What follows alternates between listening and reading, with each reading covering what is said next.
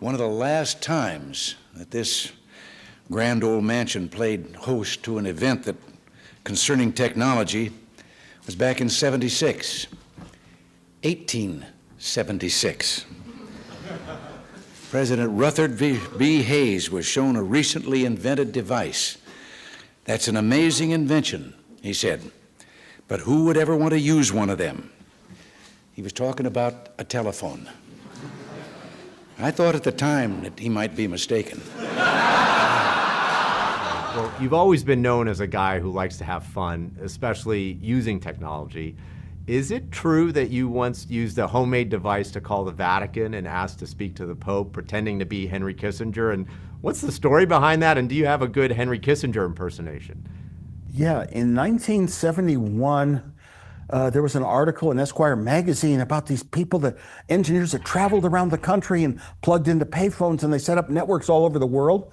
And they had a device that could make free phone calls, a blue box. It was fiction. And I called up Steve Jobs and I started reading it to him.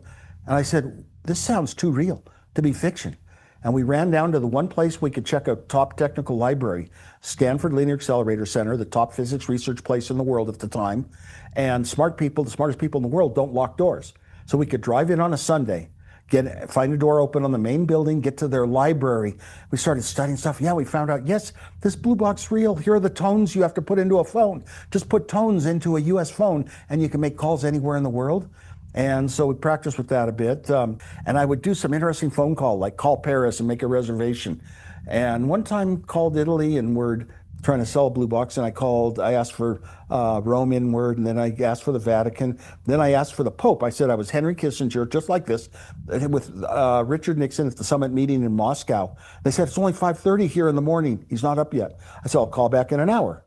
So when I called back, I used a real Henry Kissinger impersonation, and I got up to the bishop that was going to be the translator, and he said he had just spoken to the real Henry Kissinger.